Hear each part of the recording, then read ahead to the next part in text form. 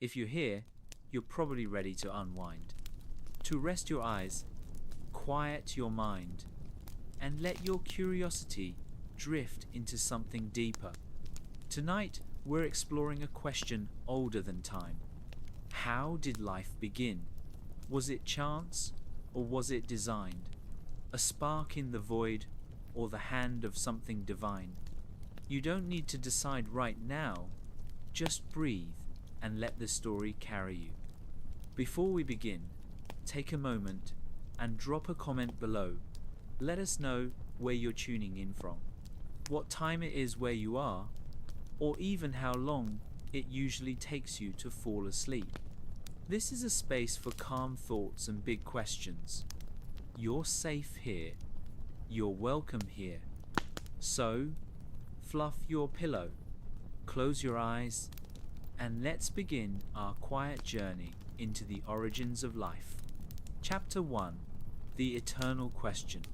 Take a deep breath. Let it out slowly. Now imagine something that feels impossible to imagine. Try to picture a time before anything lived, before the first seed broke through the soil, before the first fish cut through silent water, before the first whisper of breath filled a living lung. A time before life. No sound, no scent, no movement, only matter, waiting. This is the story we are about to step into. A story not only about where life began, but why we've never stopped asking. The question, how did life begin, is one of the oldest questions in the human experience. It's been spoken aloud around ancient fires, carved into stone, whispered in temple halls, and now explored under microscopes and computer models. It's a question that lives at the intersection of wonder and fear, a question that reaches into both science and spirit, drawing out theories and myths, experiments and revelations. We ask because we want to understand, and we ask because we are alive. In the beginning, or at least in our earliest recorded stories, life didn't emerge through chemical reactions or evolutionary pressures. It arrived through intention, through divine breath, through myth. Ancient civilizations from every corner of the world told stories about how life began, stories passed from generation to generation, not just to explain the world, but to anchor themselves within it. In the Near East, the Babylonian creation epic tells of gods born from chaotic waters, fashioning humans from the blood of a slain deity to serve them. In Egypt, Atum creates himself out of the abyss and brings the world to life through speech and breath. In India, the Rig Veda sings of the cosmic being Purusha, whose body is sacrificed to birth the universe. In the book of Genesis, it begins with a voice in the void. Let there be light, and there was light. The earth is formed, the waters divided, the stars placed in the heavens. And from the dust, God shapes man not by accident, but by will. He breathes life into him, a moment of sacred intimacy. In every culture, in every version, the story of life's beginning carries something sacred, something more than just fact. It is meaning, belonging, a place in the grand design. But time moved forward. Minds grew restless, and human curiosity took a new shape, the shape of science. Science didn't come to erase those stories. It came to ask a different set of questions. Not why, but how. As the tools of science sharpened, the world once filled with mysteries began to reveal its patterns. The telescope showed us a universe far vaster than we had imagined. The microscope revealed a universe inside us, cells and microbes, hidden in plain sight. In the 17th and 18th centuries, naturalists began to catalogue life, noticing how species seemed connected, even descended from one another. The idea of evolution began to take root. Then, in the 19th century, Charles Darwin published On the Origin of Species, a book that changed everything. He proposed that life was not fixed, but fluid, shaped over generations by natural forces, adapting and branching out in a great tree of life. It was a theory that explained life's diversity, how it changed, but it didn't answer how it began. Even Darwin admitted this. He once imagined, in a letter, a warm little pond, filled with the right chemicals, struck by lightning, a poetic vision of spontaneous creation through natural means. But no one had proof. The mystery of life's origin remained untouched. Sacred. In the mid-20th century, two scientists, Stanley Miller and Harold Urey, tried to test Darwin's daydream. They built an experiment that simulated Earth's early atmosphere. They filled it with water, methane, ammonia, and hydrogen, the supposed ingredients of early Earth, and passed electric sparks through it, mimicking lightning. After a few days, the liquid turned cloudy. When they analyzed it, they found amino acids, the building blocks of life. It was a small discovery, but it was monumental. It suggested that under the right conditions, life's raw materials could arise naturally, not by design, not by magic, but by chemistry. This didn't solve the mystery, but it cracked open the door. Since then, science has proposed many ideas, none fully proven, but each adding a piece to the puzzle. Some theories suggest life began near hydrothermal vents, deep beneath the ocean, where heat and minerals provided energy for complex molecules to form. Others propose an RNA world, where self-replicating molecules not yet alive, but not quite inert, became the first step toward living cells. Some scientists even wonder if life began elsewhere and arrived here, a theory called panspermia, carried by comets, seeded from the stars. Each idea is bold. Each has strengths and flaws. None, as yet, can be called certain. And that brings us back to religion, not as an opponent to science, but as a companion. Religion speaks in symbols, in metaphors, in truths too large for data. It reminds us that life is not just an event, it is a miracle. Not necessarily a miracle in the supernatural sense, but in the emotional sense, a wordless awe at the fact that anything exists at all. Science and religion, for all their differences, are often asking the same question. Where did we come from? How did we get here?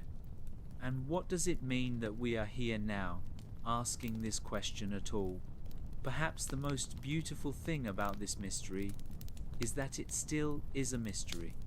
Not because we aren't trying to solve it, but because the answer, if there is one, may be something neither science nor religion can fully capture. Maybe it's not just chemistry. Maybe it's not just spirit.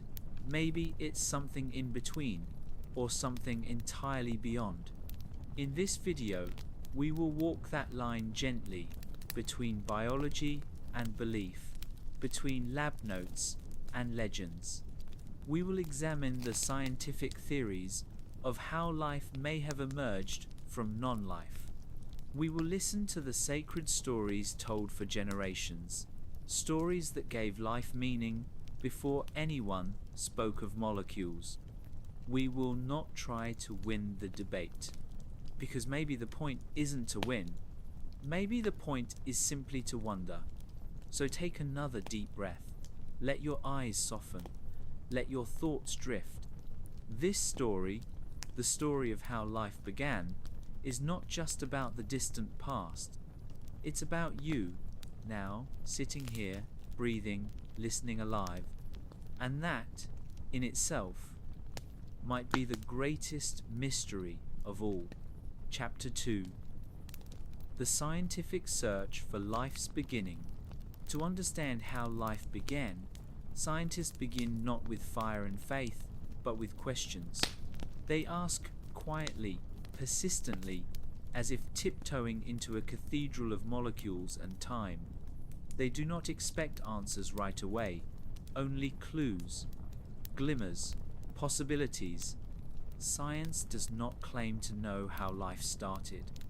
Instead, it asks, how might life begin at all? And slowly, patiently, it listens. The search begins with something deceptively simple, a definition. What is life? It sounds like a question with an obvious answer, but it isn't. The more scientists study it, the more elusive it becomes. We know that living things grow, reproduce, respond to their environment, maintain homeostasis, use energy, evolve. But viruses reproduce, yet they aren't considered alive by most definitions.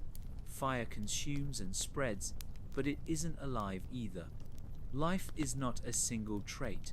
It is a combination of complex processes working together in harmony.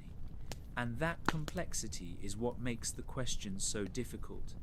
How does something so intricate begin? Science calls this mystery abiogenesis, the process by which life arises naturally from non-living matter. It's different from evolution. Evolution explains how life changes and diversifies after it already exists. Abiogenesis asks what came before that. How did Earth, a lifeless ball of rock and gas, become a planet that breathes? We know that Earth formed about 4.5 billion years ago, and we have evidence that life, simple, microbial life, appeared not long after, as early as 3.8 billion years ago. That's an astonishingly short gap in geological terms. But the exact moment of life's birth, the transition from non-life to life, is lost.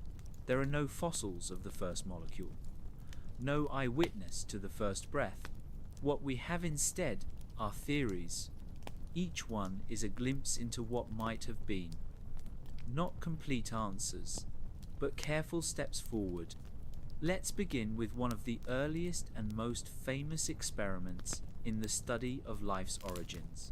In 1953, a graduate student named Stanley Miller, working under physicist Harold Urey, tried to recreate the conditions of early Earth in a laboratory flask. They filled it with gases they believed were present in Earth's early atmosphere: methane, ammonia, hydrogen, and water vapor, and then introduced electrical sparks, simulating lightning. After just a few days, something remarkable happened. The liquid in the flask turned cloudy, and when they examined it, they found something extraordinary: amino acids, the basic building blocks of life, created, seemingly, from nothing but gas and electricity. It was a breakthrough, a small, eerie whisper that perhaps life could assemble itself given the right ingredients and the right energy. But amino acids, though essential, are not life. They are parts like letters of an alphabet. To form life, those letters must come together in the right sequence, forming words, then sentences, then stories. So scientists began asking, how did simple molecules organize into something more? How did they become systems? One hypothesis is the primordial soup, a rich, warm broth of organic molecules swirling in ancient oceans. In this view, life began in shallow waters, energized by sunlight and lightning, where molecules gradually grew more complex.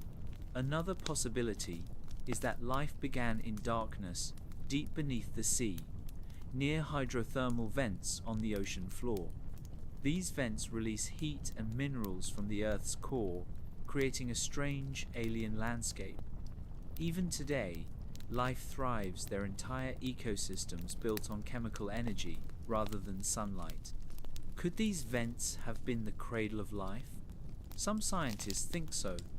They propose that simple molecules gathered in the tiny pores of mineral structures around the vents, forming natural compartments, protocells. In these warm, protected environments, life may have taken its first breath. Then there's the RNA world hypothesis.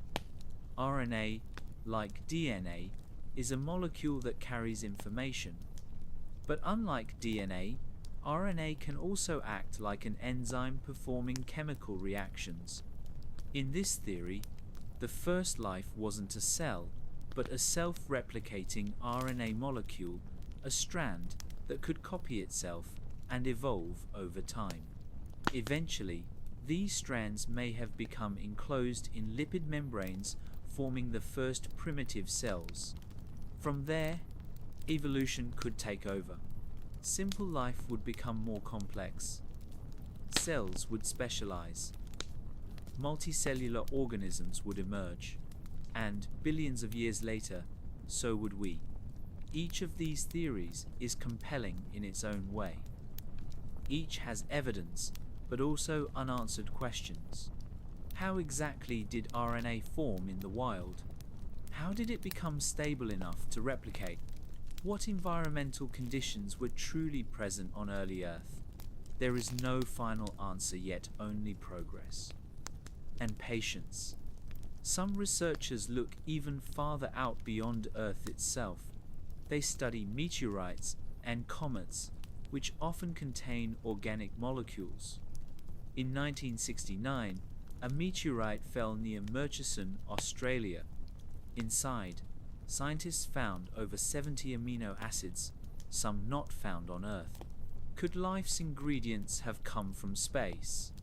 This theory is called panspermia, the idea that life, or at least the seeds of life, arrived on Earth from elsewhere in the cosmos. It doesn't answer how life began, only how it got here, but it reminds us that we may not be the only place where chemistry reaches for consciousness. And so, the scientific search continues in oceans and deserts, in volcanic lakes and icy moons, in ancient rocks and modern labs. We are learning, but we are still so early in the journey. We have fragments of a story, scattered like puzzle pieces across time. Each discovery offers a new shape, a new clue, a new possibility. But even science, methodical and disciplined, knows that certainty is rare. In the absence of full answers, we find something else, something quieter, something more human. Wonder. There is wonder in a flask of gas and sparks, in the fossil of a microbe billions of years old, in the idea that perhaps, under the right circumstances, life is inevitable, that matter yearns toward complexity, toward awareness. And perhaps, as some scientists have quietly admitted, there is even wonder in the idea that we may never fully know, because the search for life's origin is more than a scientific endeavor. It's a mirror. It reflects our curiosity, our imagination, our hunger to understand who and what we are. In the next chapter, we'll step even further back into the cosmic beginnings, to explore how the universe itself was born, and how the conditions for life came to be. Because before life could arise, the elements had to exist, and before elements, there were only stars. Let's follow that trail of stardust to its source. Chapter 3. The Big Bang and the Formation of the Universe. Before we can talk about life, before cells, before oceans, before even Earth itself, we must go back. Farther back than history. Back beyond fossils and stone. Back before the planets turned in their quiet dance. Back to the beginning of everything. To the Big Bang. Let your mind drift now, not just through space, but through time. 13.8 billion years ago, there was no light, no stars, no galaxies, not even space as we understand it. Just a singularity, a single point, unimaginably dense, containing all energy, all matter, all potential. And then it expanded, not with an explosion, but with a stretching, rapid, silent, enormous. In the first fractions of a second, the universe went from smaller than an atom to larger than a galaxy.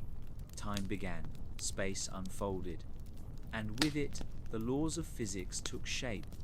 Everything we know, the stars, the planets, the breath in your lungs, was once part of that singularity.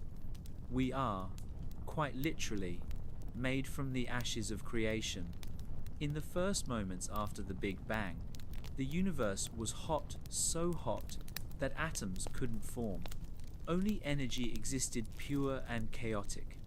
Then, as space expanded, it cooled. Energy condensed into particles, protons, neutrons, electrons, the building blocks of atoms. After about 380,000 years, temperatures had dropped enough for electrons to slow down and bind with protons, forming hydrogen atoms, the simplest and most abundant element in the universe. The cosmos, once opaque, became transparent.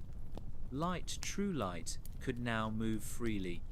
This ancient glow still echoes through the sky today, as faint microwave radiation known as the cosmic microwave background, a silent afterimage of the universe's birth. But we are not made of hydrogen alone. Life requires carbon, oxygen, nitrogen, iron. These heavier elements came later, forged in the hearts of stars. Billions of years passed. Gravity pulled hydrogen together, forming massive clouds. In those clouds, pressure built until ignition. The first stars were born. In their fiery cores, hydrogen fused into helium and then into heavier elements. Carbon, oxygen, iron, the ingredients of planets, the elements of life. These stars lived for millions of years, burning brightly. And when they died violently, exploding in cataclysms called supernovae, scattering their enriched contents across space. From these explosions came dust and gas, and from dust and gas came everything. The universe became a nursery.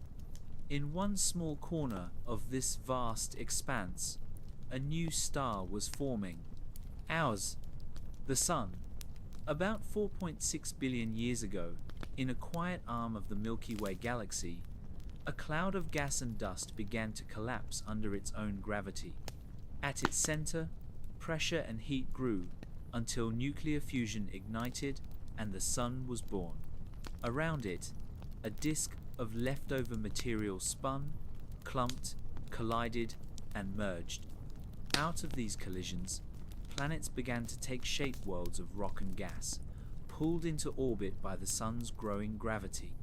Earth was one of them, just a child of the cosmos, rough and molten, battered by asteroids and restless volcanoes. In its earliest days, Earth was inhospitable. Its surface boiled. Its sky was toxic. There was no blue, no green, only grey and red and black. But deep within this young world lay potential. Over time, the planet cooled. Its crust solidified. Steam became rain. Rain became oceans. And slowly, a fragile balance emerged. The Earth's position in the solar system was just right, not too hot, not too cold. It spun steadily, tilted just enough to create seasons. It had a magnetic field to deflect solar radiation, a moon to stabilize its orbit, tectonic activity to recycle elements. All of this necessary. All of this Chance? Or design? That we cannot yet say. But the conditions for life, whatever their origin, were falling into place. In this new world, chemicals swirled in oceans and lakes, warmed by the sun, shocked by lightning, churned by tides. And somewhere in the shallow warmth or the deep darkness, molecules began to meet, and something new began to stir. But let's stay, for just a moment, in the quiet before that first flicker of life. Let's stay here on a cooling world, under a young sun, surrounded by silence. Because what happened next would change everything. Life, in the most basic form, is organization, a structure that maintains itself, grows, responds. Before cells could exist, before DNA could coil and divide, before even the first membrane formed, the universe had to provide the ingredients. And it did with perfect, poetic patience.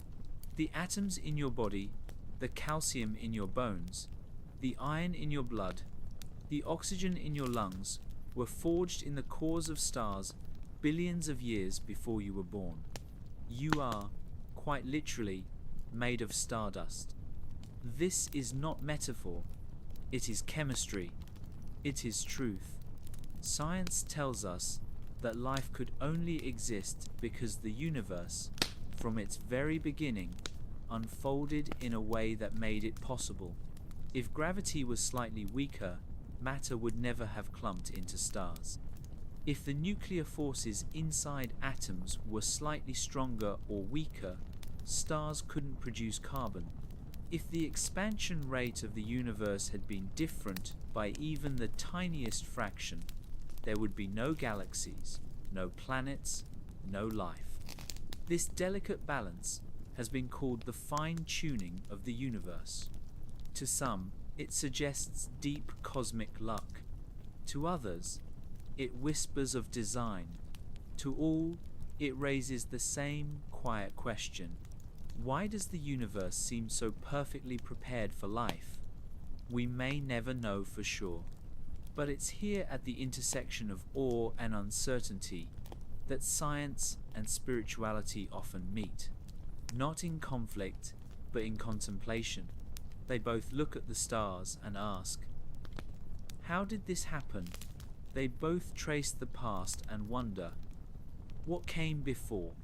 And in that wondering, in that stillness, there is space for both logic and longing.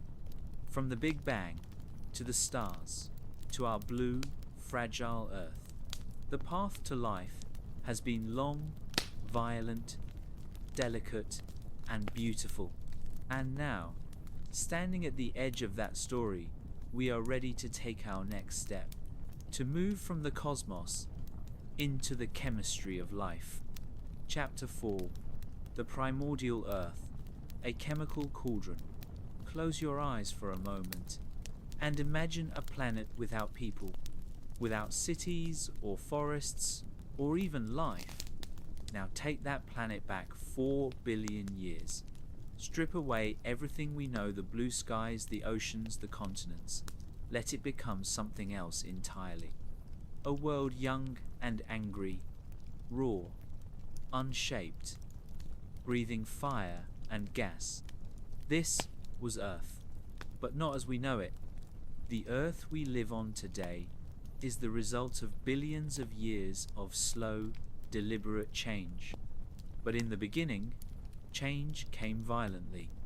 The planet had only just formed from the swirling debris left over from the sun's birth. Its surface was a molten sea of rock, constantly reshaped by volcanic eruptions and meteor impacts. Mountains rose and crumbled, oceans steamed. The sky itself was thick with gas and ash. There was no oxygen, no blue, only red heat, black stone, and grey clouds, lit faintly by the dim orange glow of the young sun. And yet, even in this chaos, life was preparing to arrive. Perhaps because of the chaos, Perhaps because the ingredients were already there, because the earth, even then, was not empty. It was full of possibility. The early atmosphere was nothing like today's. It was likely composed of methane, ammonia, water vapor, carbon dioxide, and hydrogen. To us, it would be poisonous, unbreathable. But to chemistry, it was opportunity. Imagine warm pools gathering in ancient basins filled with minerals from the land, stirred by wind and rain. Imagine lightning cracking overhead, again and again supplying jolts of energy to the molecules in those pools. Imagine the heat from deep below, rising through cracks in the Earth's surface, bubbling through water at the ocean floor, bringing with it metals and gases from the molten mantle beneath. This world was not still. It was a cauldron. Scientists call this period the Hadean Eon, named after Hades, the underworld, because it must have felt like one. But while it may have seemed hellish, it also offered the perfect conditions for life's chemical foundation. Let's pause here for a moment, because this is where things begin to shift from geology into biology, from heat and gas into the beginning of structure. We don't know exactly how it happened, but we have some very good guesses. In 1953, when Stanley Miller and Harold Urey created amino acids in a flask using simple gases and sparks, they showed that Earth's early atmosphere could produce the building blocks of life. But building blocks are not enough. Life isn't just made of parts, it's made of organization. The challenge then was not just forming amino acids, but arranging them into something meaningful, something that could copy itself, something that could evolve. This is where the theories begin to multiply, each one painting a slightly different picture of how chemistry may have turned into biology. One leading idea is the primordial soup theory. In this view, Earth's early oceans were filled with organic molecules, floating freely, bumping into one another, forming chains, breaking apart, trying again. In time, some of these molecules may have formed structures capable of storing information, like RNA, or capable of catalyzing reactions, like enzymes. These were not cells yet, but they were getting closer, like thoughts just beginning to form in a dreaming mind. Another theory shifts our focus from shallow pools to the deep sea to hydrothermal vents. Even today, these vents on the ocean floor support entire ecosystems, built not on sunlight, but on chemical energy. They are rich in minerals, constantly heated, and full of natural compartments, microscopic pores in rocks that could have acted as containers or even primitive membranes. These pockets may have concentrated organic molecules in just the right way, allowing complex chemistry to unfold safely shielded from the chaos above. Some scientists believe this could be where life began, not in the light, but in the deep, silent dark. No matter the environment, though shallow pool or deep sea vent, certain steps had to occur. Molecules had to link, structures had to stabilize, systems had to self-replicate. At some point, long before the first cell, chemistry became pre-biology, something just on the edge of life. This stage may have lasted millions of years. A slow, quiet prelude, a time when molecules began forming patterns, learning to fold, to bind, to react. Some of these reactions may have died out, most probably did, but some survived, improved, spread, and eventually something astonishing occurred. A molecule made a copy of itself.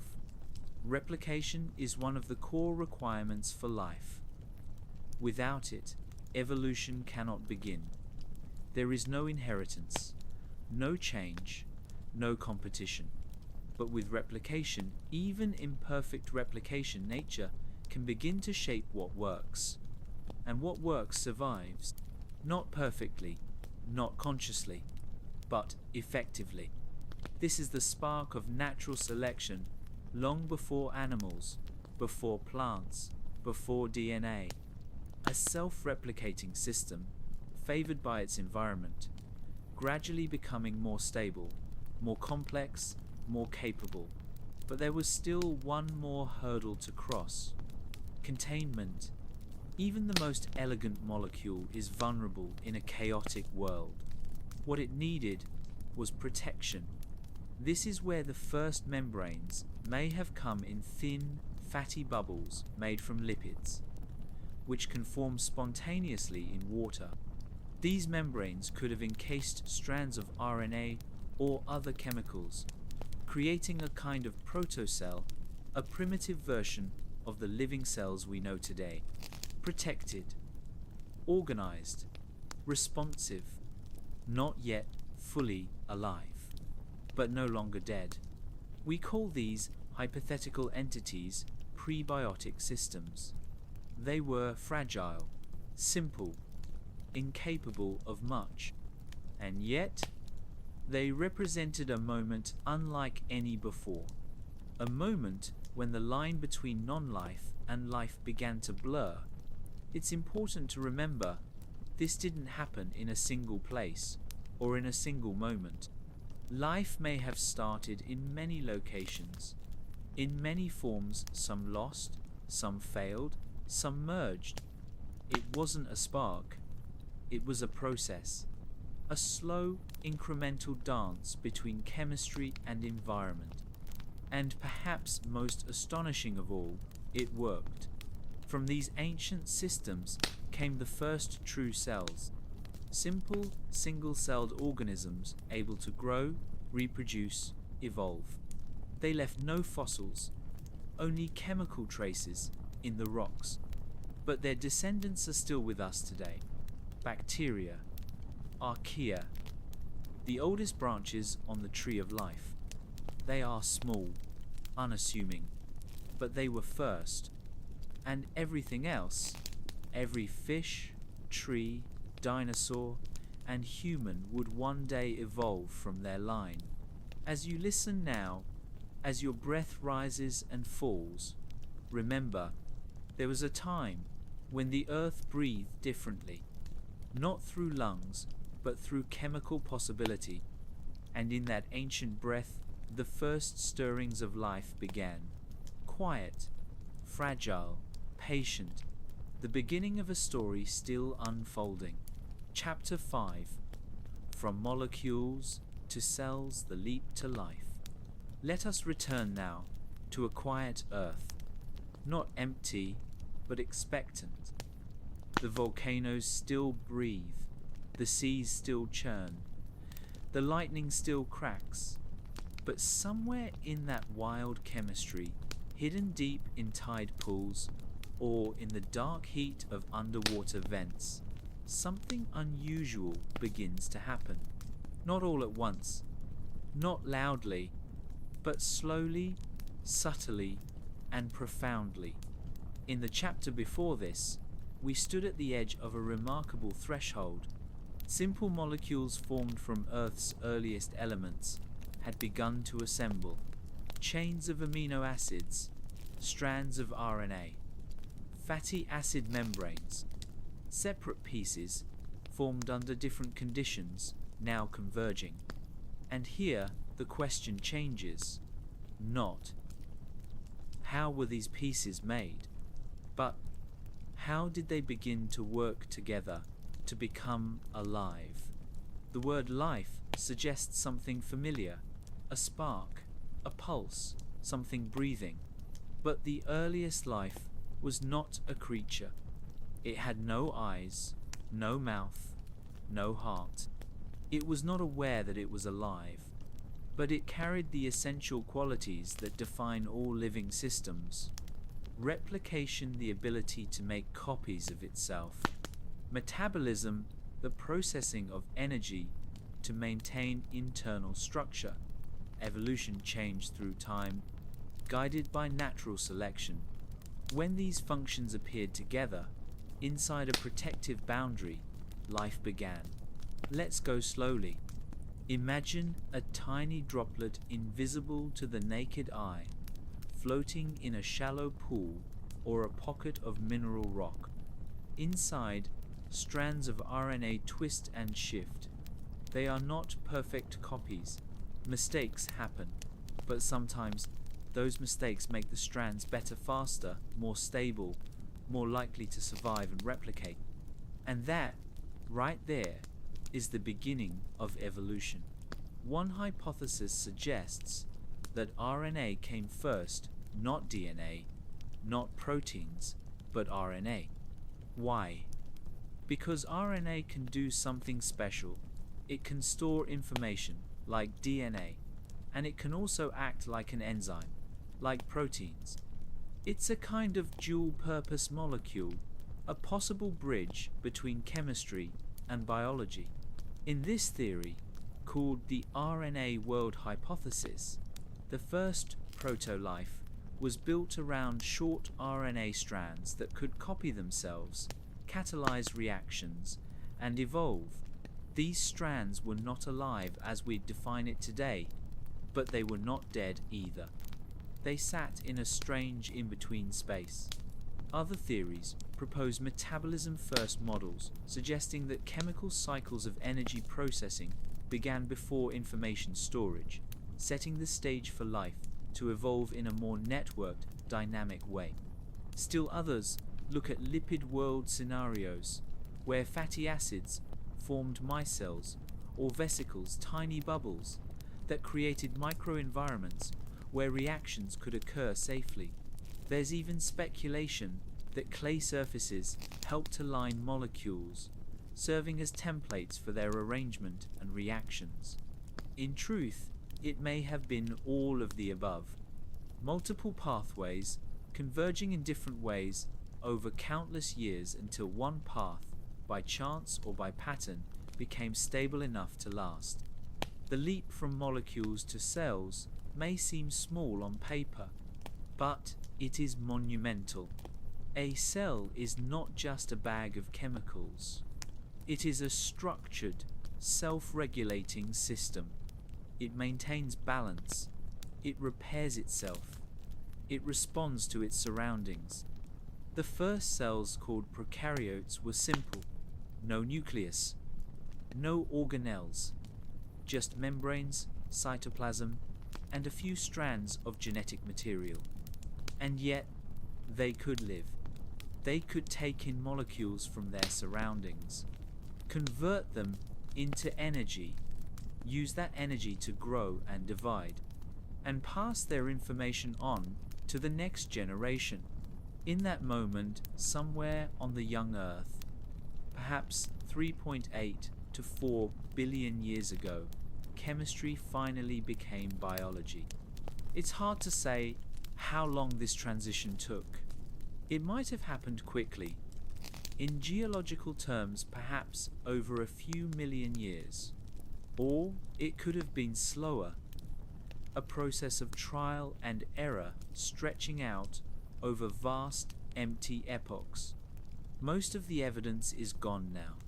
Soft-bodied cells do not fossilize well. What we do have are biosignatures, chemical traces left behind in ancient rocks and microfossils found in formations like the Isua Greenstone Belt in Greenland or the Pilbara Craton in Australia. These fossils suggest that life, microbial, simple, persistent, was present early. So early, in fact, that Earth was barely stable. This leads to a fascinating thought. Life did not wait. It didn't require perfect conditions. It arose in the midst of heat, violence, and change. And once it appeared, it stayed. Cells became more efficient. Some learned to harvest sunlight through photosynthesis, releasing oxygen into the atmosphere forever changing the planet. Others adapted to extreme environments, hot springs, acidic lakes, frozen tundras, proving that life is not delicate. It is adaptable. It finds a way. And for over 3 billion years, these single-celled organisms ruled the Earth. They built ecosystems, cycled nutrients, shaped the air, the oceans, and eventually the very soil. All without eyes, without brains, without fear or ambition, just the quiet, persistent logic of life. As we lie here now relaxed, quiet, it's worth remembering that the story of life did not begin with us. We are late arrivals. The first chapters belong to bacteria and archaea, tiny architects of the world we inherited. Even now, your body contains more microbial cells than human ones. Your skin, your gut, your mouth, all home to life's earliest descendants. They are not remnants. They are participants, still evolving, still thriving, still whispering the ancient language of chemical survival. And so the leap was made, from non-life, to molecules, to reactions, to organization, to cells, from matter to life. Not a single step, but a long, wandering path filled with false starts, quiet triumphs, and a resilience we are only beginning to understand. It is a reminder that complexity is not always required, that intelligence is not the origin of life, but perhaps its eventual outcome, and it reminds us that life's default setting may be to emerge. In the next chapter, we'll explore what happened after life began, how evolution took hold, and how nature, without guidance or design, shaped the incredible diversity of creatures that would one day walk, swim, fly, and wonder. Because once life existed, it began to change. Chapter 6: The Evolutionary Narrative, Natural Selection and Adaptation. Life, once it began, did not stay the same. It could not. It would not. From that first fragile cell bobbing in ancient seas, absorbing molecules and dividing slowly, something remarkable began to unfold. A story. Not one written in words, but in changes, in tiny, random differences, in success and failure, in chance and adaptation. This story is called evolution, and it is one of the most powerful ideas in all of science. Not because it tells us what to believe, but because it shows us how life moves patiently, quietly, with purpose born not from intention, but from persistence. Let's go back to where we left off. Simple cells floating in Earth's young oceans. They divide, they copy themselves, and in doing so, they make mistakes. Tiny ones. A misplaced base in a strand of RNA. A folded protein slightly off its usual shape. Most of these changes do nothing. Some are harmful, and those cells fade away. But now and then, a change brings advantage. A cell that absorbs nutrients just a bit faster, that resists heat a bit longer, that splits more efficiently, and that cell survives. It leaves more copies of itself behind, and those copies carry the same helpful change. This process, simple, blind, and slow, is the heart of natural selection. Nature does not choose, but it filters, and over time, generation after generation, these small changes accumulate. They shape the way a cell moves, how it eats, what it resists, how it divides, and eventually, how it becomes something else. From single cells, evolution builds complexity. Some cells begin to work together, at first by accident. A few stick after division. Then they specialize. One cell processes food. Another helps the group move. Another stores energy. They become colonies, then organisms. Life steps forward into multicellularity. Still simple, still silent, but no longer alone.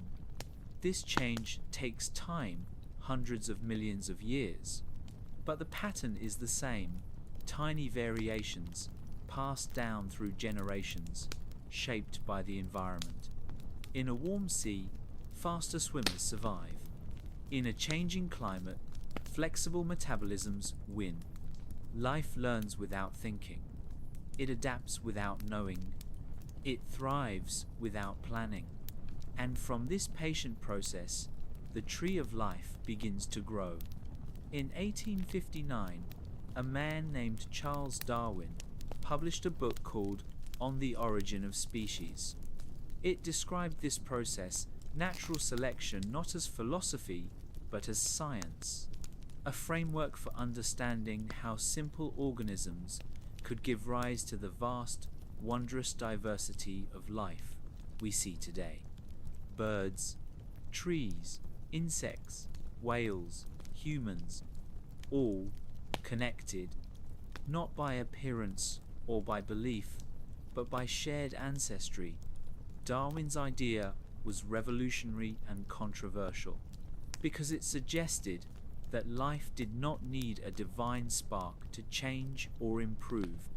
It changed by itself, by surviving. But Darwin did not work in a vacuum. He had studied fossils, the hardened remains of ancient life, preserved in layers of rock. He saw how simpler forms lay buried deep in older layers, and how more complex creatures appeared in newer ones. He noticed patterns, the way finches on different islands had different beak shapes, perfectly suited to their environment.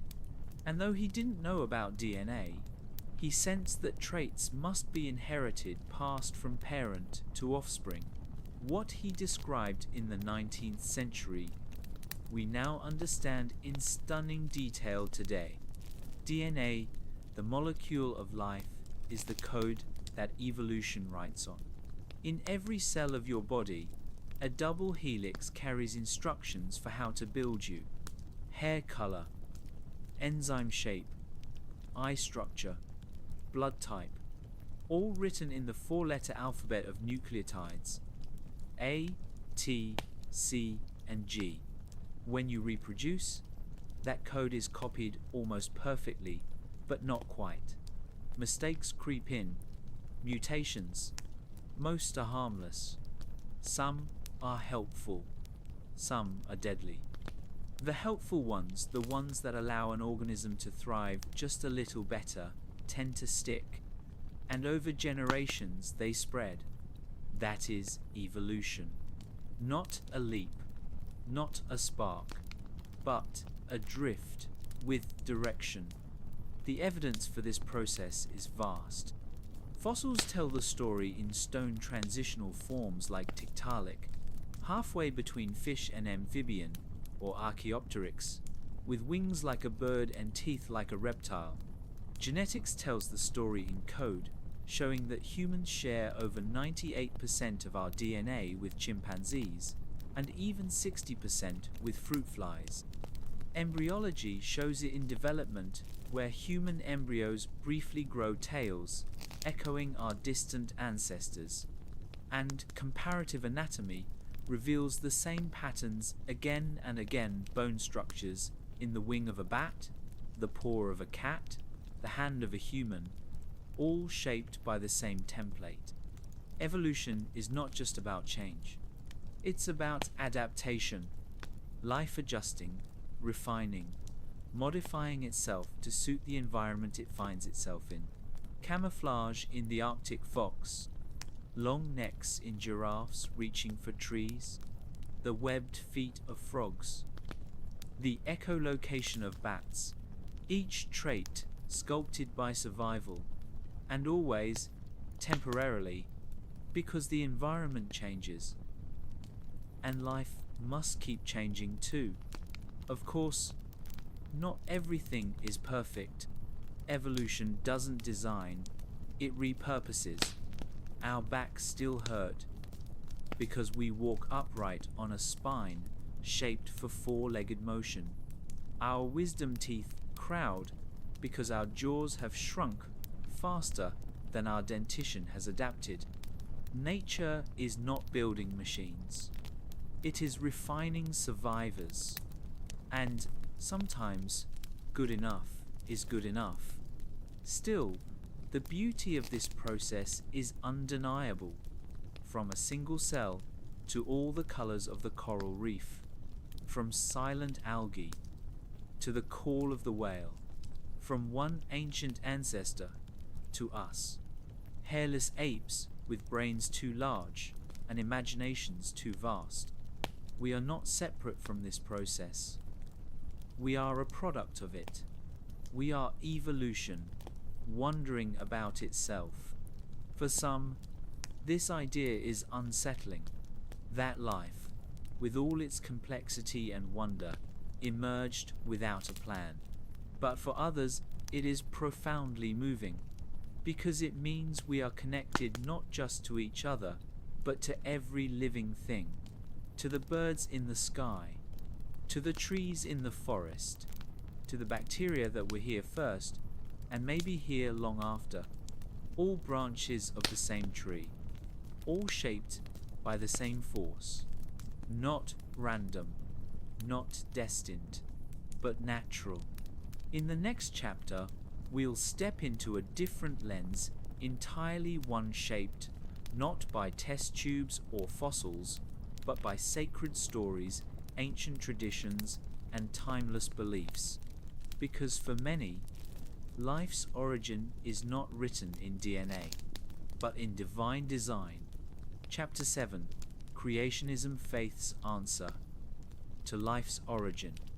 Science looks at life and asks, how did it begin? Religion looks at life and asks, why?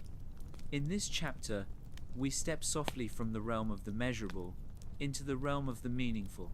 We leave behind molecules and fossils for a moment and enter sacred stories, ancient, poetic, and rich with purpose. These are not experiments. They are traditions, expressions of human wonder. And for billions of people around the world, they are not just answers to the question of life. They are the very foundation of existence itself. Every culture has told stories about how life began. Long before telescopes scanned the skies or microscopes revealed invisible worlds, humans sat beneath the stars and imagined their beginnings. They told stories in caves, in temples, around fires. Stories that explained where we came from and what we were meant to become.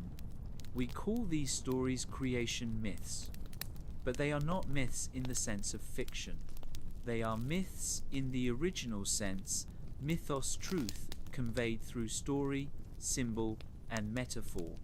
And even today, many hold these stories not just as heritage, but as truth. Let's begin with one of the most widely known, the story of creation in the book of Genesis. In the opening lines of the Hebrew Bible, we read, "In the beginning, God created the heavens and the earth." The earth, at first, is formless and void. Darkness hovers over the waters.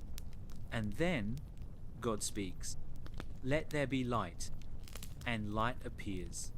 Over the course of 6 days, creation unfolds. Day by day, layer by layer, light and darkness, sky and sea, land and vegetation, sun, moon and stars, birds and fish, animals and humankind. And on the 7th day, God rests. This story is deeply symbolic. It portrays creation not as chaos, but as order, each step intentional, spoken into existence by divine will. Human beings are not accidents in this story. They are created in the image of God with purpose, dignity, and responsibility. The Genesis narrative is foundational to Judaism, Christianity, and Islam, each with its own interpretation and emphasis. But across these traditions, one theme is constant. Life is a gift, created, not evolved, given, not emerged. In Islam, the Quran tells of Allah creating the heavens and the earth in 6 phases. Humans are fashioned from clay, and into them is breathed the divine spirit. In Hinduism, the origins of life are described in many different ways through cycles of creation and destruction. In one version, the cosmic being Purusha is sacrificed by the gods, and from his body the universe is formed. The sun, the moon, the castes, the animals, the earth. In Buddhism, the beginning of life is less a divine act and more a cosmic process, a cycle of rebirth and cause and effect. Life emerges through karma, conditioned by previous actions and intentions. In many indigenous traditions, the earth itself is alive. Life begins not in laboratories or heavens, but in relationship between humans, animals, land, and spirit. Creation is ongoing, sacred, and participatory. Each of these perspectives offers more than an explanation. They offer a cosmology, a way of seeing the universe, not just how it works, but what it means. In these frameworks, life is intentional. It has a source, a creator, and often a purpose. This view is often called creationism, but it's important to note that creationism is not a single belief. It is a spectrum with many forms. Some interpret sacred texts literally believing that earth and life were created exactly as described in Scripture, often within the last 6,000 to 10,000 years. This is known as young earth creationism. Others take a more symbolic view, seeing the days of creation not as 24-hour periods, but as metaphorical epochs, consistent with a universe billions of years old. This is sometimes called Old Earth creationism. There is also intelligent design, a modern form of creationism that argues life is too complex to have arisen through undirected natural processes and must therefore have been guided by an intelligent force, though not necessarily identified with a specific deity.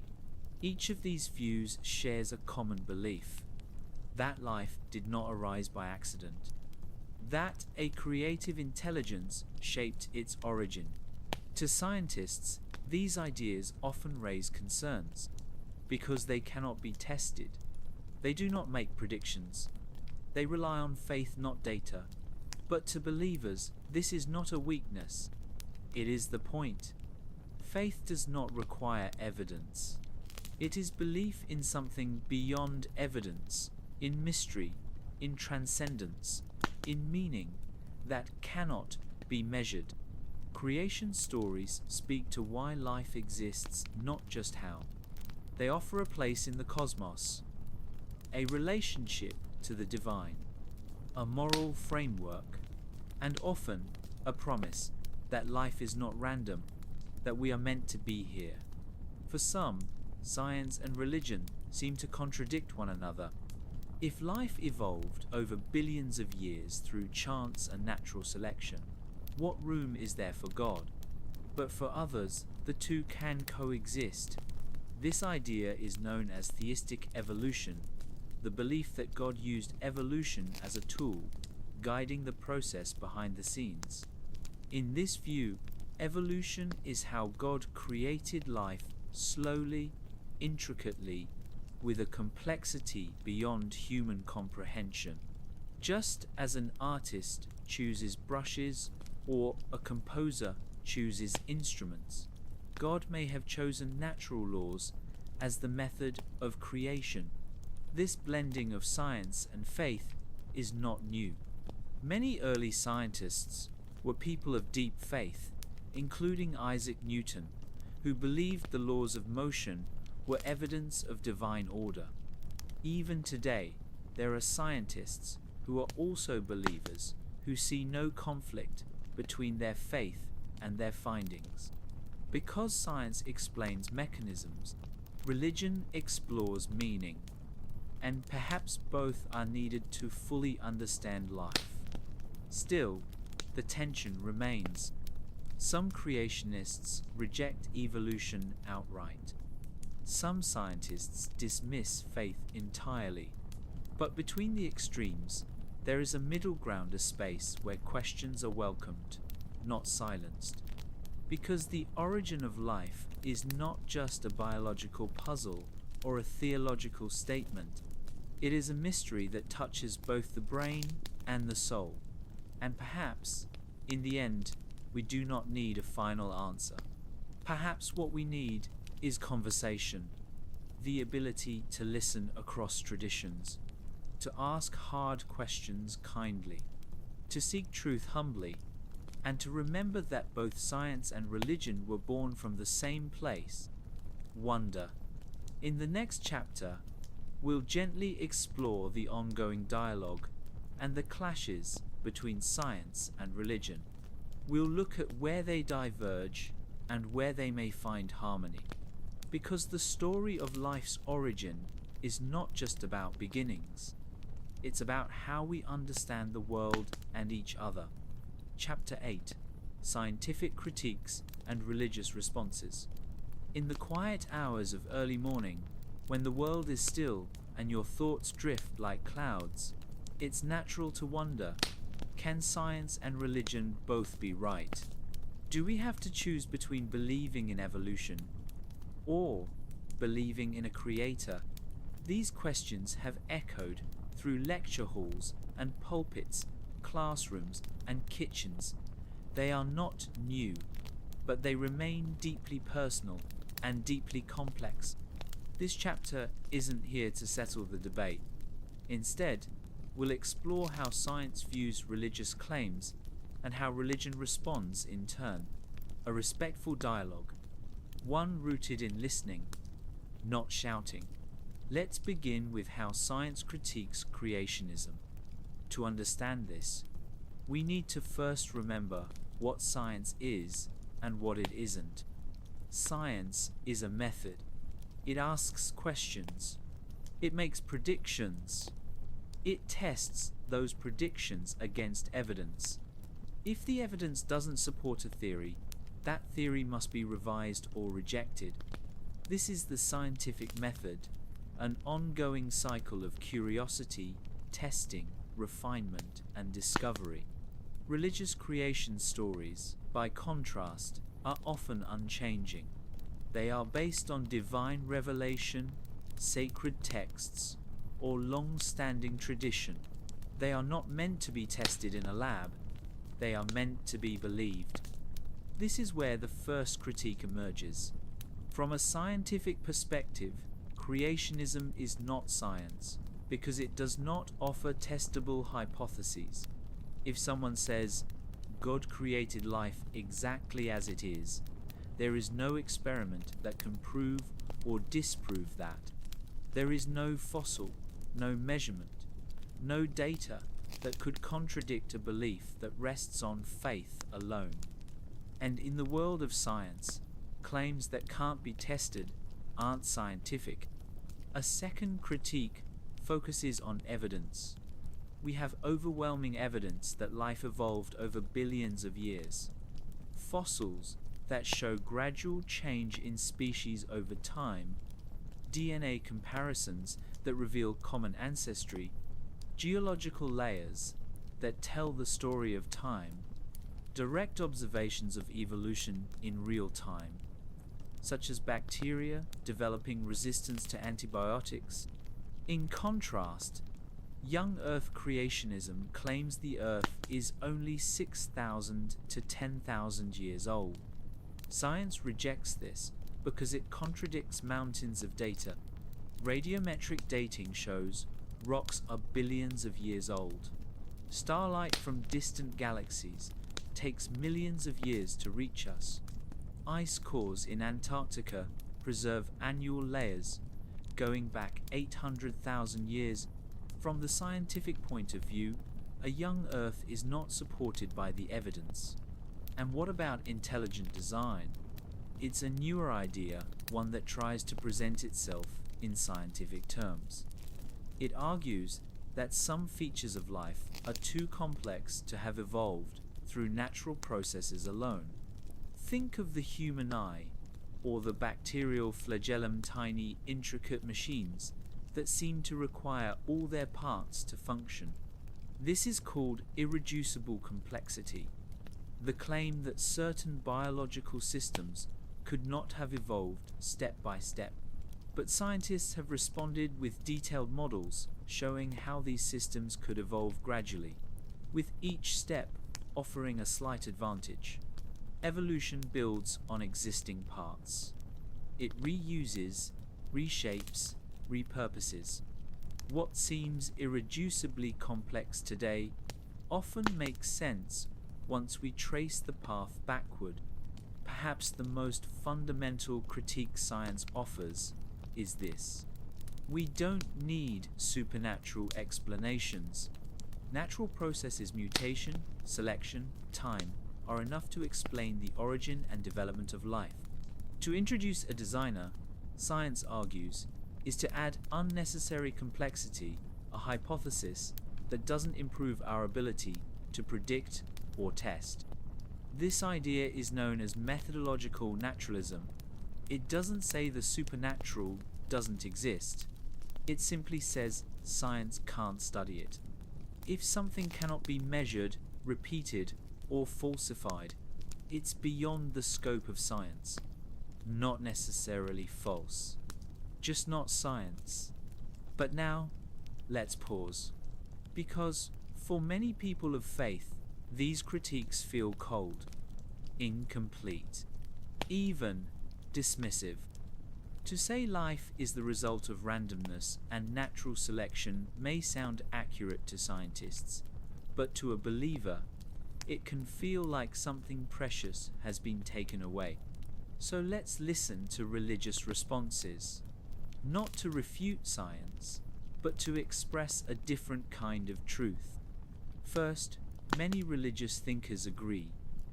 Sacred texts are not science textbooks. They were written in ancient languages for ancient peoples, using symbolic language to explain moral and spiritual truths. The 6 days of creation in Genesis, for instance, may be a metaphor, not a literal timeline.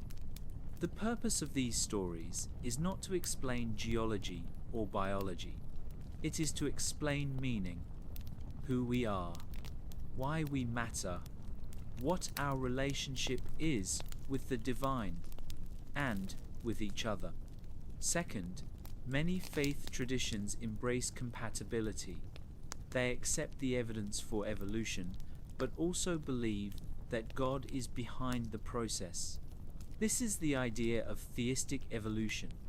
It sees the laws of nature, gravity, thermodynamics, genetics as part of God's design. In this view, evolution is not random. It is guided, even if subtly. It reflects divine wisdom operating through natural processes. Just as rain follows gravity but nourishes crops, evolution follows selection but unfolds a divine story. Some religious thinkers go further. They argue that science, for all its power, cannot answer life's deepest questions. Why is there something rather than nothing? Why do we feel love or awe? Why do we long for meaning? These, they say, are not scientific questions. They are philosophical. spiritual, human, and they require a different kind of answer, one found not in microscopes, but in meditation, in prayer, in story. There are also religious critiques of science's limitations. Science, they argue, is not neutral.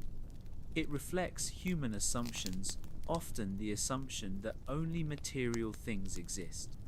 By excluding spiritual explanations from the start, science may blind itself to truths it cannot measure. Faith, on the other hand, begins with trust that there is a reality beyond what we can see, that we are part of a larger story, that consciousness, purpose, even life itself, may have a source greater than nature. This doesn't mean faith must deny evidence. Many religious scientists work in fields like biology, genetics, cosmology. They accept evolution. They study it. And they find in it not conflict, but reverence. To them, the complexity of DNA, or the elegance of physics, is not proof against God. It's a kind of worship, a glimpse into the mind of the Creator. So where does that leave us? In a quiet space, between certainty and mystery. Science tells us how life may have begun, and how it certainly changed over time. Religion tells us what life means, and where it might be going. Sometimes they clash. Sometimes they complement. Always they challenge us to ask bigger questions. As we prepare to continue our journey, remember, life's origin is more than a puzzle. It is a mirror. It reflects what we believe, what we hope, and what we fear. And whether you find your answers in scripture, in data, or in something between, the fact that we ask at all, the fact that we wonder, is itself a quiet miracle. Chapter 9: Consciousness. The soul of the origin debate. So far in this journey, we've explored chemistry, cells, evolution, and creation. We've followed science through deep time and listened to faith traditions tell their sacred stories. But now we come to a deeper, more elusive thread in the origin of life. Consciousness. Not just the machinery of biology, but the experience of being alive. Because when we ask, how did life begin, we don't just mean metabolism, replication, or even memory. We mean something more. What makes life feel alive?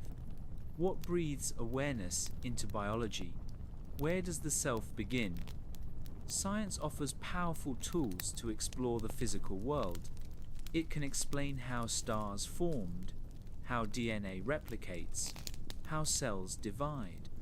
But it still cannot fully explain why we feel what we feel, why a heartbeat comes with emotion, why a thought echoes in the mind like a voice in an empty room. This is where consciousness becomes more than biology. It becomes the heart of the debate between science and religion. From the scientific side, consciousness is often seen as a product of evolution and neural complexity.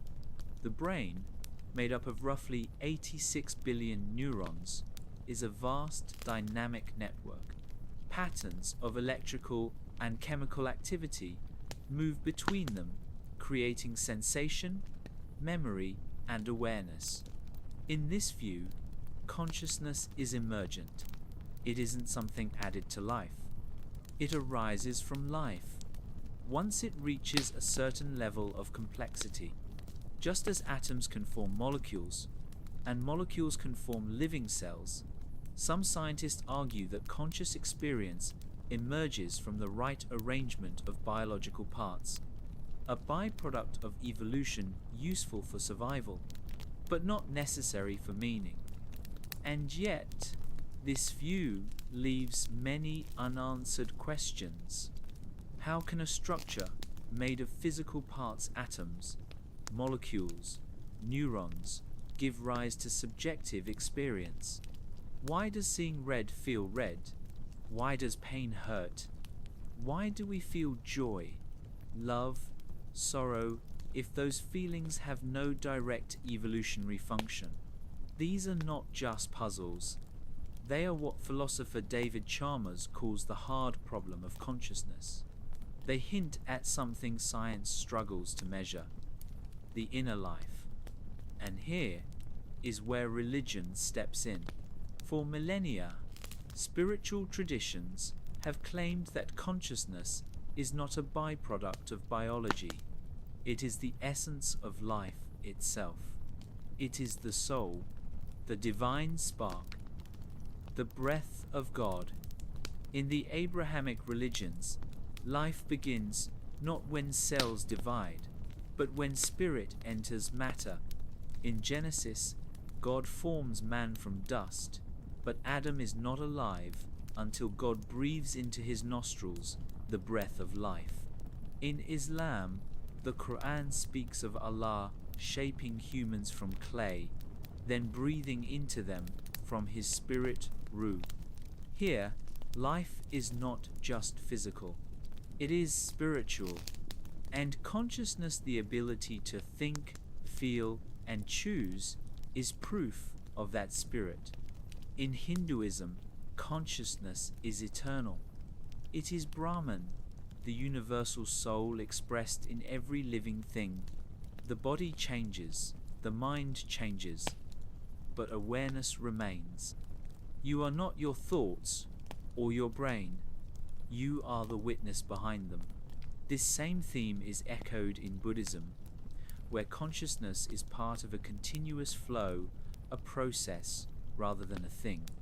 It is shaped by karma, reborn through lifetimes, not created by the brain, but merely housed in it.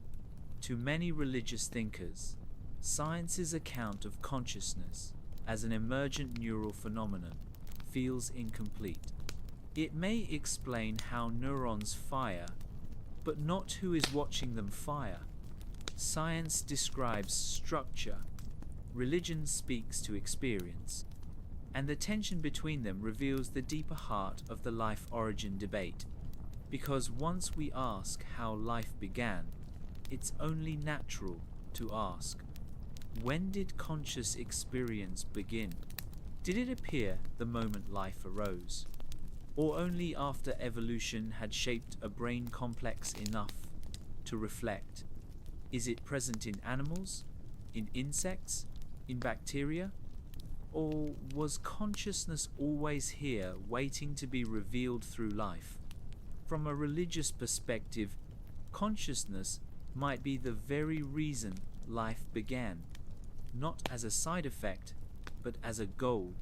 The universe was created not just for physical order, but so that beings could experience love, awe, morality, beauty, and God. In this view, the purpose of life is to be aware, to recognize divinity in oneself and others. In contrast, the scientific view often sees consciousness as useful but not essential, an evolved tool, not a transcendent truth. This is the philosophical divide. One sees consciousness as sacred, the other sees it as emergent. Both are trying to describe the same thing, but from opposite directions, and yet there are glimmers of overlap. Some neuroscientists and physicists have proposed that consciousness may be a fundamental property of the universe, like gravity or time. This echoes ancient spiritual views, from Vedanta to mystic Christianity, where consciousness is the ground of being. In this middle space, science and spirituality aren't enemies. They're partners, each circling the mystery from their own angle. What unites both is this: we do not yet understand. Science has not solved consciousness. Religion cannot prove the soul. But both recognize that something extraordinary is happening inside each of us. We are not just alive, we are aware that we are alive. That single fact, so ordinary, yet so astonishing, may be the truest miracle of all. In the next chapter, we ask the question no one escapes. What happens after life ends? Because if consciousness is real, if awareness is more than just neurons firing, then maybe death isn't the end of the story. Chapter 10. The origin of order chance versus design. Imagine a single strand of DNA. It coils gently, like a whisper woven into light. Just 4 letters A, T, C, and G repeated, in countless combinations. And yet, from this simple code emerges everything. Bees, trees, wolves, eyes, wings, thought. How? How does so much beauty, structure, and function arise from molecules, from atoms, from chance? This is the quiet tension at the heart of the debate between science and religion on the origin of life. Did it happen by accident, or was it designed? Let's begin with science. In the scientific view, life emerged through natural processes governed by the laws of physics and chemistry.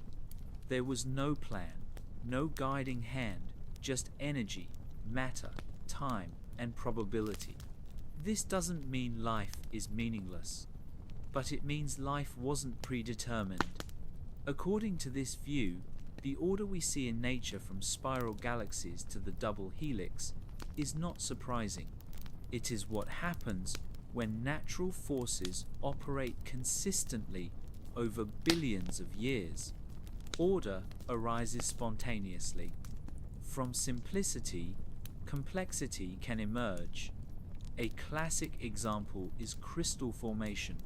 Snowflakes, with their intricate patterns, form naturally when water freezes under certain conditions. No one designs each shape. They emerge from physical laws. Likewise, scientists believe the earliest molecules of life formed through the interaction of energy and matter on the young Earth in oceans, on minerals, near hydrothermal vents. Given enough time and the right conditions, self-replicating structures appeared. Evolution took over from there. The result was not planned. It was selected by survival, by function, by environment, not design. Just deep, natural trial and error. But not everyone accepts this view. Many religious and philosophical thinkers look at the complexity of life and ask, could this really be the result of random chance? Is it really plausible that life just appeared with no intention, no blueprint? This is where the concept of intelligent design enters the conversation. Intelligent design is not a traditional religious argument. It doesn't name a god or a scripture. Instead, it makes a logical claim that certain features of life are so complex, so specific, that they could not have arisen through undirected processes. A classic example is the bacterial flagellum, a tiny rotary motor that spins like a propeller to move a cell. It has multiple parts, all of which need to be present for it to function. If even one part is missing, it doesn't work. This, proponents say, is an example of irreducible complexity, a system that could not have evolved step by step, because partial versions would not have been functional. Therefore, they argue, the flagellum and many other features of biology must have been designed. Another argument often cited is the fine-tuning of the universe. The laws of physics, gravity, electromagnetism, the strong and weak nuclear forces must fall within extremely narrow ranges for life to exist. If the gravitational constant was slightly stronger or weaker, stars wouldn't form. If the expansion rate of the universe were even a fraction different, matter wouldn't clump into galaxies. To some, This suggests that the universe is tailored for life, that it is not random, but intentional. But science offers counterpoints. Take irreducible complexity. Biologists have shown that many complex systems, like the flagellum, could have evolved from simpler structures that serve different functions. Nature repurposes parts. A protein that originally pumped ions can, over time, become part of a motor. There is no need for everything to appear at once. The illusion of design, science argues, is a product of selection over unimaginable spans of time. And what about fine-tuning? Some scientists suggest the multiverse, the idea that our universe is just one of many, each with its own physical laws. In most, life wouldn't be possible, but we live in the one where it is not because it was made for us, but because we're here to notice it. In a trillion lifeless universes, there may be one like ours. We don't need design to explain that, only probability. Others point out that many aspects of the universe are not optimized for life at all. Most of space is hostile. Most planets are barren. Even Earth has seen mass extinctions, ice ages, and near-total catastrophes. If the universe is designed, it's not designed exclusively for human life. Still, these answers don't satisfy everyone. For many religious believers, chance is simply not enough. They point to the beauty of nature, the precision of DNA, the mystery of consciousness, and ask, would it not make more sense that there is a mind behind it all? A cosmic intelligence, a creator, not because science has failed, but because science points to something beyond itself. Here, the question is not just how life began, but why. Was life the inevitable outcome of physics, or the intentional expression of will? Science gives us cause. Religion offers purpose. One says, this is how life came to be. The other asks, what was it meant for? Interestingly, not all scientists see these as mutually exclusive. Some embrace theistic evolution, the idea that evolution is real, but guided by divine intention. Others, like physicist Freeman Dyson, have said, the more I examine the universe and study the details of its architecture, the more evidence I find that the universe in some sense must have known we were coming.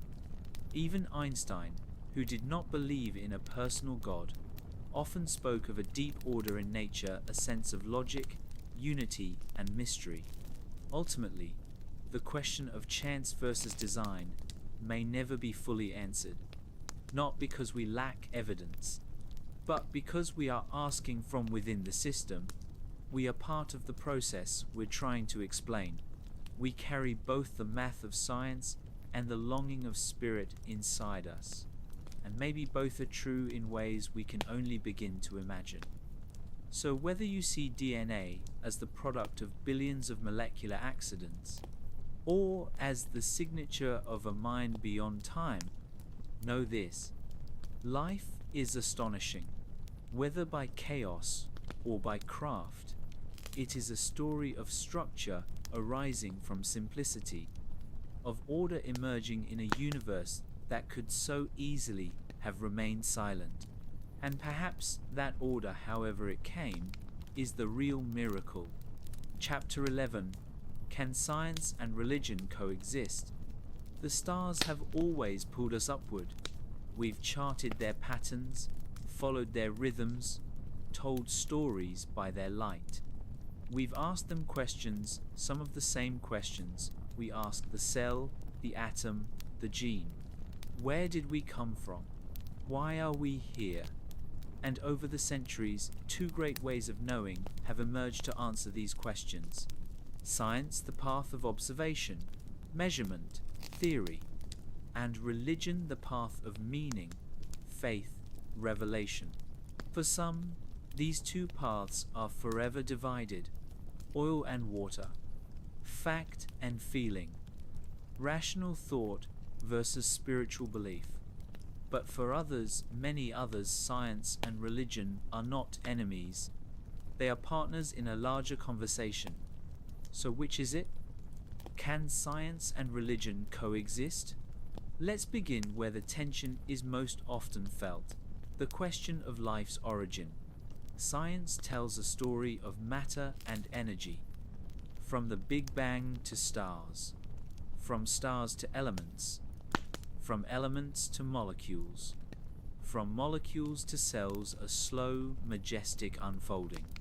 No miracles required, just physics, chemistry, biology. Religion tells a story of divine creation, not just the emergence of life, but its meaning, its soul, its moral framework. Life, in this story, is intentional, not a cosmic accident, but a purposeful act. And when these stories are told loudly, they clash. Some scientists see religion as outdated, a relic of a pre-scientific age. Some religious groups see science as dangerous, stripping life of mystery, soul, and sacredness. This is the conflict narrative, and there are moments in history that seem to support it. The trial of Galileo, the banning of evolutionary theory in early 20th century American schools, the modern debates over creationism in education.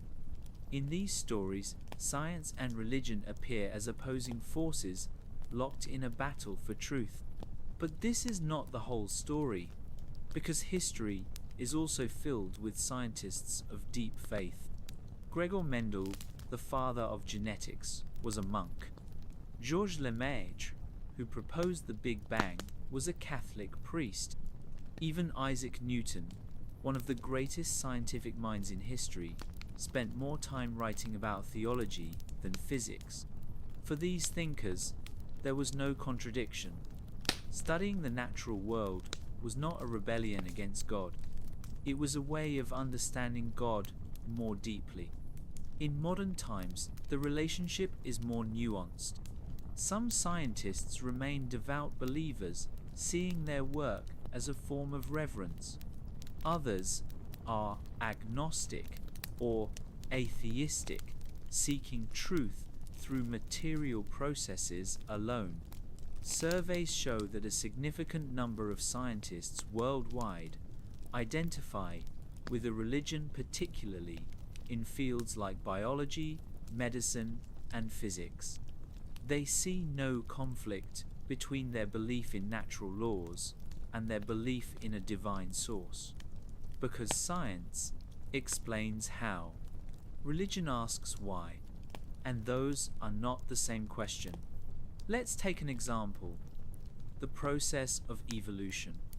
Many religious people once rejected evolution outright, seeing it as a denial of divine creation.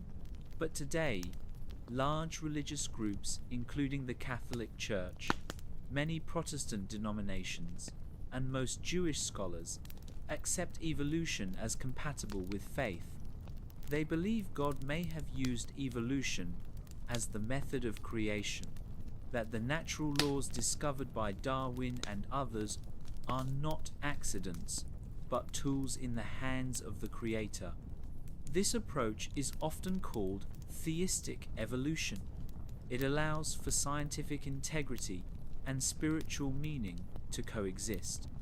Of course, not all are comfortable with this middle ground. Some religious believers argue that accepting evolution weakens the authority of sacred texts. They prefer literal readings: six-day creation, young earth, species created independently. And some scientists argue that bringing God into science, even metaphorically, muddies the clarity of evidence. They worry that invoking design or purpose, where none is measurable, risks turning science into theology. But in between these poles is a wide and thoughtful space. a space where many people, scholars, students, seekers, quietly ask, why not both? After all, we live in a world filled with both data and dreams. We measure blood pressure and we feel heartbreak. We study stars and we make wishes on them. We map the brain and we marvel at the mind. It is possible that we need both science and religion, not to answer the same questions, but to complete the picture. Science without meaning can become cold, a list of mechanisms without soul.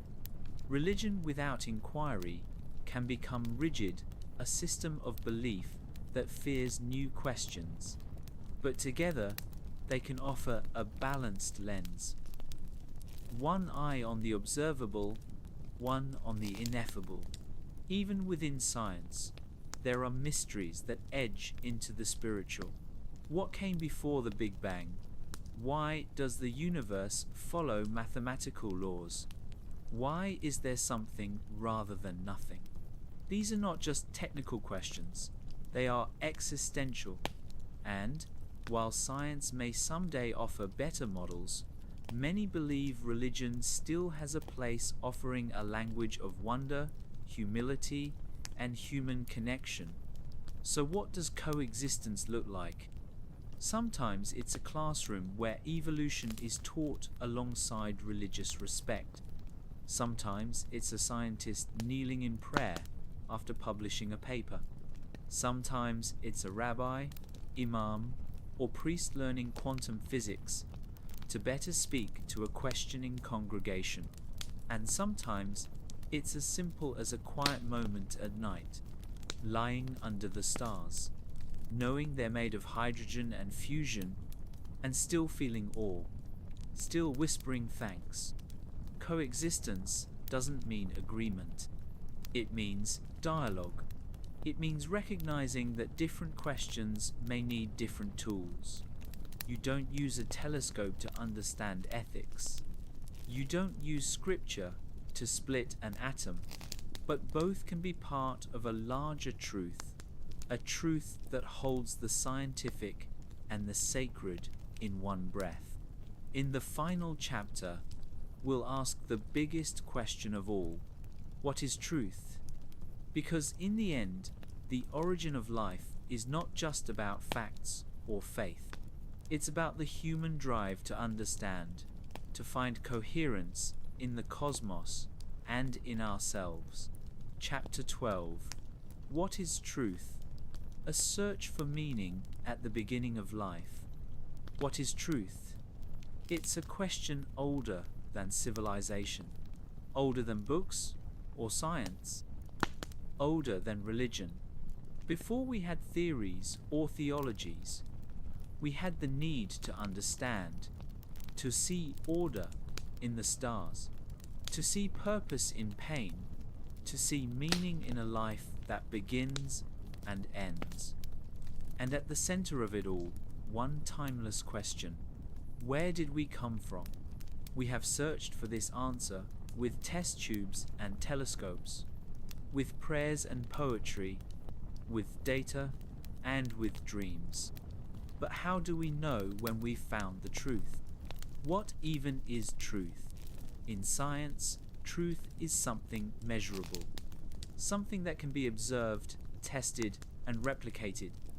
We build models, we make predictions, we gather evidence. Truth, in this framework, is provisional, always open to revision. A theory stands until better data comes along, and in this humility lies its strength. Science doesn't claim to have the final word. It only claims to offer the best one so far. In religion, truth is often something revealed. It comes not through microscopes, but through meaning. It speaks in sacred texts, moral law, and spiritual experience.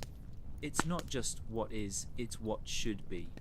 Religious truth is not meant to change with new experiments. It is eternal, anchored, a compass for the soul, and in that constancy lies its strength. It provides stability in a world of shifting facts. But here's the challenge. These two kinds of truth often speak different languages. One says, prove it. The other says, believe it. One asks for evidence. The other asks for trust. And when they try to answer the same question, like how life began, the tension becomes clear. Science offers a story of molecules and time. Religion offers a story of purpose and design. Which one is true? Maybe the better question is, how do we hold both kinds of truth without losing either? Let's return for a moment to where we began, the mystery of life.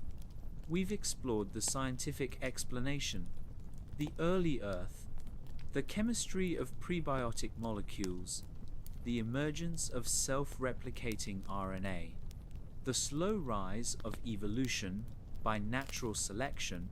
We've also walked through the religious view, the breath of life, the soul entering matter, the divine will shaping creation, the idea that life is a gift, not a coincidence.